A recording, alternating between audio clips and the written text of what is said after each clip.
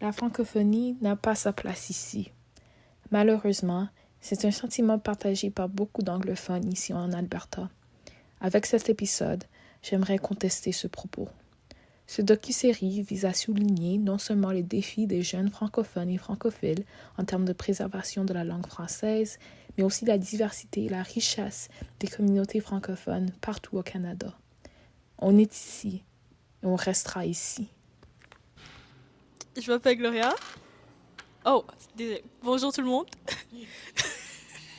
Je m'appelle Gloria Senouvi Aoga et je suis francophone. Je suis née en Afrique de l'Ouest, dans un petit pays qui s'appelle le Togo, à Kalimé. Si quelqu'un y est déjà allé, je m'en rappelle plus. Je suis arrivée au Canada quand j'avais 3 ans. J'ai habité à Laval jusqu'à l'âge de 8 ans et c'est là que j'ai déménagé en Alberta, où j'ai passé le restant de mes jours. Et me voici toujours en Alberta, 11 ans plus tard. Quelles ressources et initiatives m'ont aidé à rester engagée avec ma langue? J'ai eu l'opportunité d'aller à une école où il y avait des professeurs très dévoués à nous les élèves, mais surtout à la langue française. Donc j'ai eu l'opportunité de participer à diverses activités en français, des débats, les Jeux francophones de l'Alberta. J'ai eu l'opportunité de non seulement participer, mais aussi de faire du bénévolat. Et faire du bénévolat en tant que étudiante à l'université, c'est ça qui m'a aidé à rester connectée avec ma langue, mais aussi à me développer. C'est pour cette raison que maintenant, mon ami et moi, grâce à nos professeurs qui nous ont montré tant de dévouement et ont mis tant d'énergie et de passion à nous enseigner à protéger notre langue, nous avons décidé de créer des activités, créer des opportunités pour nous, les jeunes francophones, par les jeunes francophones, afin de les aider eux aussi à garder leur langue et à se retrouver dans leur français. Présentez. Salut, je m'appelle Anela Hébert. Je me suis vécue à Edmonton toute ma vie. J'ai 18 ans, pas encore 19 ans comme des vieilles madames que je suis avec en ce moment. Je suis étudiante francophone jusqu'à ma 9e année, puis là, j'ai fait l'école en anglais depuis. En ce moment, je prends un lauréat de commerce à l'université en faisant du rugby. Pouvez-vous décrire votre expérience en tant que francophone grandissant en situation minoritaire? J'ai toujours trouvé qu'il n'y a pas beaucoup d'options pour... c'est dans la culture francophone, puis en tant que les sports. Il n'y a aucun... Le sport du rugby même est déjà petit, même pas la chance de jouer du rugby en français. Ça, ce serait mon rêve absolu. Mais en grandissant, j'ai juste jamais eu beaucoup de français. L'extrême, non. Le plus français, non, that's also not right. OK, donne-moi une seconde. Au plus, je parlais du français à l'école, puis à moitié-moitié à la maison, à cause de ma mère, elle était anglophone aussi. Alors, j'ai pas eu beaucoup de chance pour continuer de développer ma langue, mais j'ai fait de mon mieux de le garder, même en pensant à l'école en anglais. Le français se trouve seulement à l'école. Que pensez-vous de ce propos? Je trouve que c'est extrêmement vrai dans ma vie. Même que, comme j'ai dit, ma mère est anglophone, mon père est français. N'importe quel de mes sports sont tous en anglais. On n'a juste pas eu beaucoup de chance dans ma vie de passer beaucoup de temps dans la culture francophone. Les seules autres chances que j'ai eues pour pratiquer mon français, c'est avec ma famille, mais quand même, c'est anglais-français moitié-moitié, à cause c'est plus le fun de parler de même. Je dis ça en utilisant l'anglicisme. So, tu vois un petit peu comment ça m'a affecté avec l'école étant mon seul point de francophonie. Mon nom est Grace Mfoué-Bois, je suis franco-albertaine. Je suis née au Cameroun, mais j'ai grandi toute ma vie depuis l'âge de 5 ans à Edmonton et maintenant je étudie en français à l'Université d'Ottawa. Si vous devez convaincre un ami anglophone d'apprendre le français, que lui diriez-vous? Je crois que une fois, comme c'est un peu comme une histoire, mais une fois j'étais comme au travail et je crois qu'on faisait un événement et quelqu'un a demandé pour quelqu'un qui parlait français. Et je crois que la personne m'a dit 2 langues, 2 cultures. Et je crois que c'était quelque chose de si intéressant comme d'y voir une langue avec une culture, mais juste en général, avoir ces aspects culturels. Je crois que si mon ami anglophone voulait apprendre le français, je leur convaincrais par dire que c'est une expérience. Et juste comme l'apprentissage, mais aussi quand tu parles. Je crois que, en général, je crois que les gens qui parlent français sont un peu plus drôles, mais je sais pas si c'est comme une généralité, mais juste en général, je crois que quand je regarde, même sur les médias sociaux, comme des memes en français, ils sont toujours un peu plus drôles que des memes en anglais, mais juste comme l'aspect culturel que tu apprends sur toi-même, mais aussi sur d'autres. Et je crois que c'est plus un peu plus divers que l'anglais. Je crois qu'il y a beaucoup de pays qui parlent anglais, mais il y a encore plus de pays qui parlent français. Donc c'est quelque chose qui est vraiment intéressant pour moi, l'aspect culturel. Quelles ressources ou initiatives vous ont aidé à rester engagé à la langue française?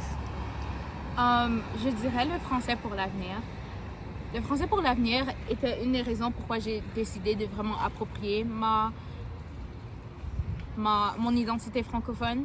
Comme j'ai participé au Forum national des jeunes ambassadeurs et c'était juste une expérience si enrichissante, comme aussi parce que c'était social, mais juste parce que tu apprenais beaucoup sur les autres francophones partout au Canada.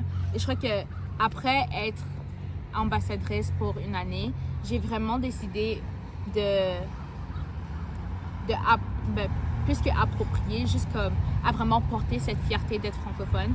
Et ça m'a poussé à créer des initiatives qui m'ont encore poussé à créer d'autres initiatives juste pour propager un peu le français et de démontrer à quel point le français est divers dans mon école, dans mon espace, mais juste en général. Donc là, je dirais le français pour l'avenir m'a vraiment aidée. Et c'est pour cette raison pourquoi je fréquente en français, parce que pour un bout, je croyais vraiment que j'allais étudier en anglais. Je croyais que c'était plus facile. Mon grammaire n'était pas comme universitaire pour écrire pour mon programme sciences politiques. Donc c'était vraiment de savoir que c'est plus grand que juste l'apprentissage. C'est aussi comme la culture et le général. Donc, le français pour l'avenir. Merci. Alors, merci.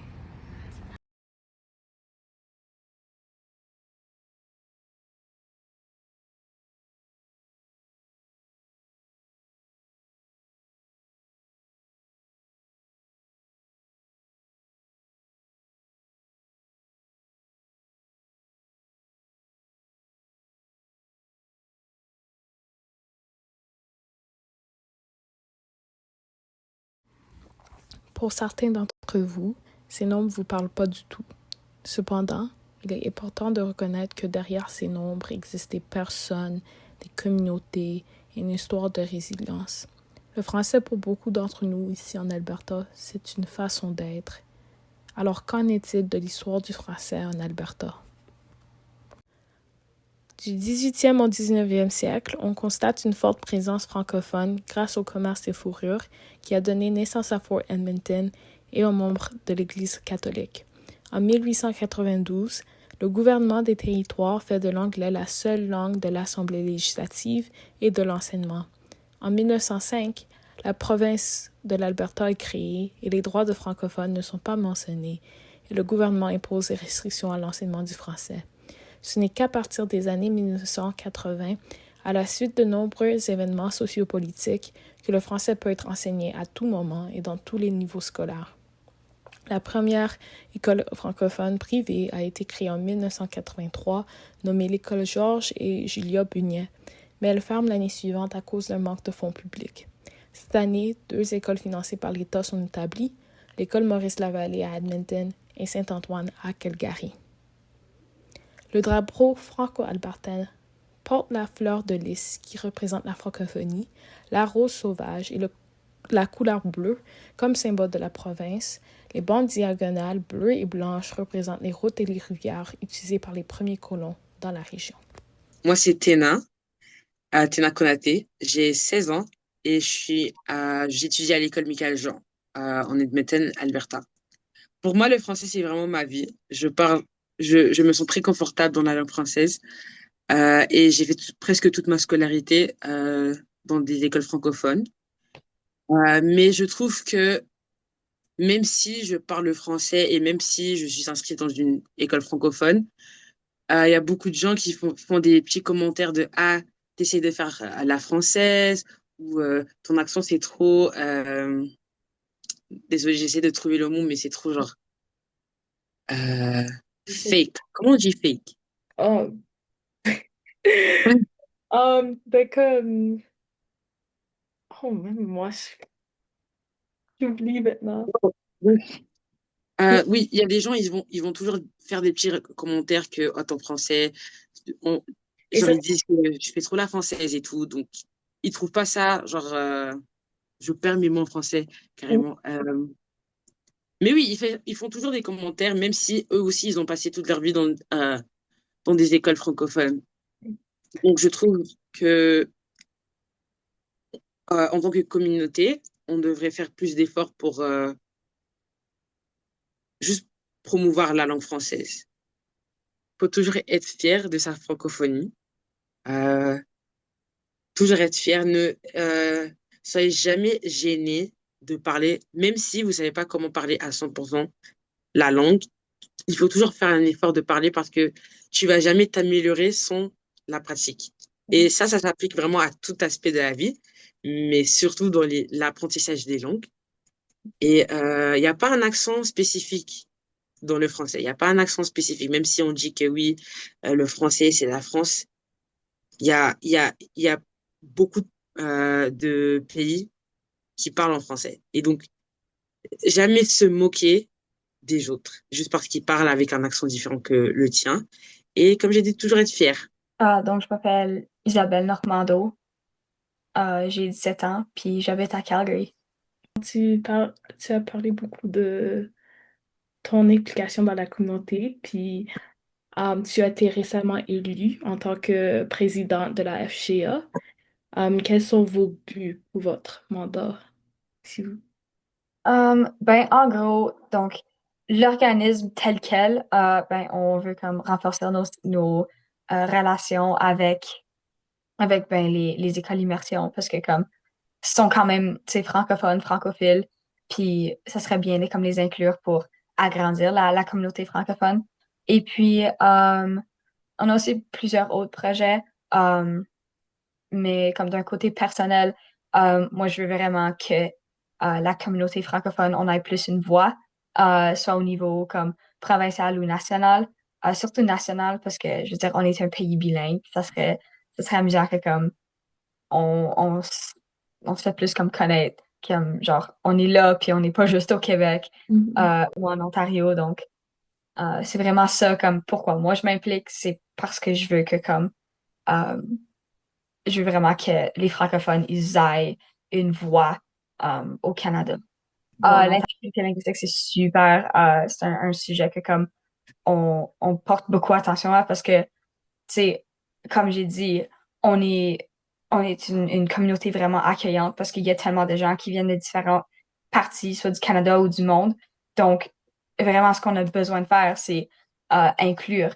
Même si comme tu parles comme le Chiac ou si tu viens du Congo ou tu as un différent accent de comme, disons, Québec, Ontario, quoi que ce soit, comme faut que tu sois fier de ton accent parce que ça, c'est partie de ton identité. Puis c'est ça la beauté de la communauté francophone, c'est qu'il y a tellement de différents accents, une diversité incroyable.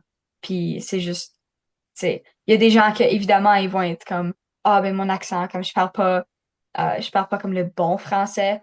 Mais l'affaire, c'est qu'il n'y a pas de bon français. Ce qui me rend fière d'être franco-albertaine, franco-manitobaine, c'est juste voir à quel point que la communauté, on est proche.